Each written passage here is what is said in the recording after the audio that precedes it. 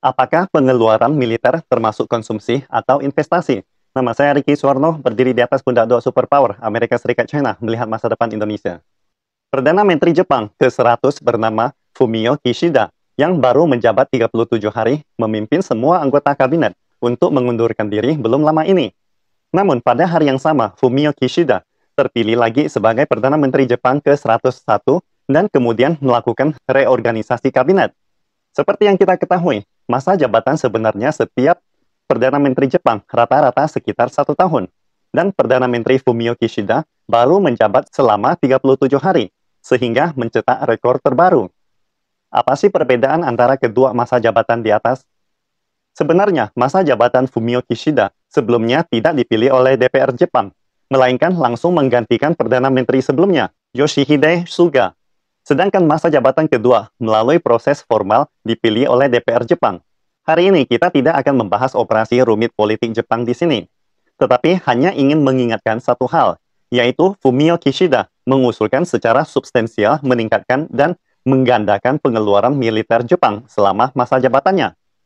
Pada dasarnya, pengeluaran militer selalu menjadi topik sensitif dalam komunitas internasional.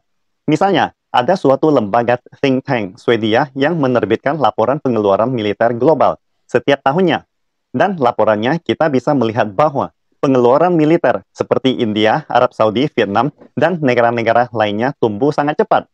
Sebaliknya, pertumbuhan pengeluaran militer Jepang dalam beberapa tahun terakhir tidak terlalu menonjol.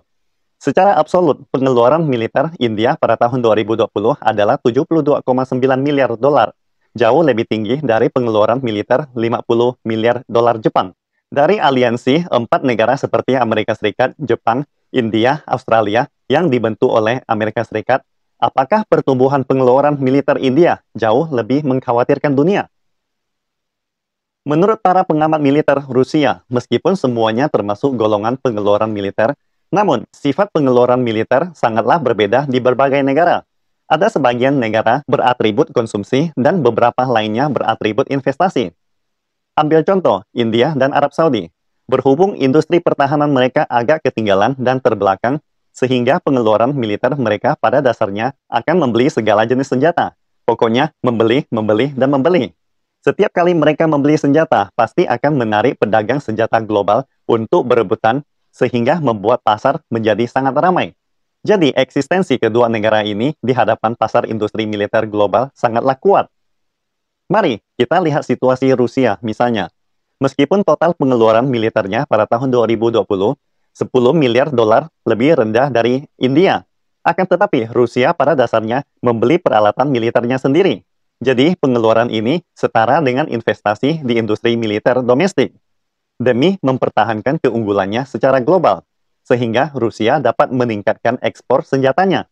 Dengan kata lain, semakin besar pengeluaran militer India, akan semakin menyeret ekonomi India. Akan tetapi sebaliknya, peningkatan pengeluaran militer Rusia akan secara positif meningkatkan ekonomi Rusia. Jadi, seperti apa situasi Jepang yang disebutkan di atas? Jawabannya mungkin lebih dekat ke Rusia. Misalnya, tahun ini, Swedia juga mengumumkan peringkat kekuatan militer berbagai negara. Jepang menjadi kekuatan militer terbesar keempat di dunia, setelah Amerika Serikat, China, dan Rusia. Seperti diketahui, Jepang secara diam-diam telah membangun 7 kapal induk semu dengan persetujuan Amerika Serikat, dan juga telah mengembangkan kapal selam konvensional kelas Changlung, yang merupakan kapal selam utama pasukan bela diri maritim Jepang, dengan total 12 kapal. Beberapa saat yang lalu, media dunia pernah meributkan pembelian kapal selam Australia dari Perancis, namun terbatalkan dengan intervensi Amerika Serikat. Sebenarnya, pada awalnya Australia ingin membeli kapal selam kelas Changlung dari Jepang, namun karena berbagai alasan, lalu beralih ke Perancis. Oleh karena itu, jika Jepang benar-benar meningkatkan pengeluaran militernya secara substansial di masa depan, situasi Jepang menjadi jauh lebih berbahaya daripada India. Sebagai perbandingan, Ricky tambahkan contoh lain di bidang keuangan. Ada satu hal yang mungkin membuat Anda merasa aneh, yaitu skala hutang nasional Amerika Serikat telah berulang kali mencapai titik tertinggi baru. Saat ini, proporsi utang Amerika Serikat dalam PDB telah jauh melampaui 100%, ataupun proporsi utang Jepang dalam PDB juga telah melampaui 200% sepanjang tahun. Akan tetapi, baik Amerika Serikat dan Jepang tampaknya tidak pernah jatuh ke dalam krisis utang negara. Bahkan sebaliknya, semakin banyak utang yang dipinjam justru semakin baik kehidupan mereka. Lain hanya dengan situasi di banyak negara berkembang.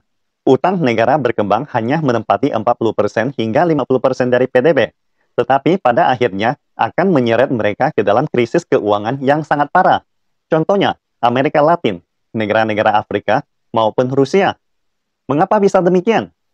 Walaupun sama-sama merupakan hutang, namun hutang mata uang domestik dan hutang mata uang asing memiliki sifat yang sama sekali berbeda.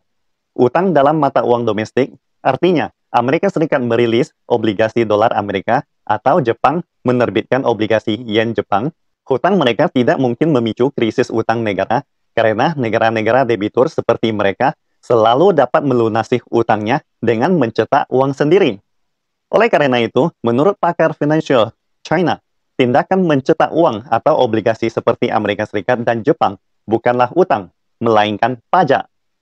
Namun, jika negara-negara berkembang ingin meminjam uang, mereka tidak dapat menerbitkan utang mata uang domestik mereka, karena tidak ada negara yang akan membelinya. Dan jika Anda meminjam utang mata uang asing, seperti dolar Amerika yang benar-benar merupakan utang nyata, Anda harus memproduksi produk nyata, dan untuk mendapatkan dolar Amerika, Anda harus mengekspor, dan kemudian membayar hutang Anda. Begitu ekspor Anda tidak dapat mengikuti, dan pada saat bersamaan Anda kehabisan cadangan devisa, maka terjadilah krisis utang negara. Jadi, Anda bisa melihat dengan jelas, keduanya sama-sama merupakan utang negara. Namun, satunya adalah utang, dan lainnya adalah pajak. Sang legendaris master seni lukis China yang sangat populer bernama Qi Baishi pernah berkata kepada murid-muridnya, 学我者生，似我者亡. Perkataannya sangat cocok untuk situasi di sini. Pastikan Anda subscribe dan share akun ini supaya senantiasa mendapatkan info terbaru tentang teknologi terkini AI berkaitan. Salam Indonesia Maju!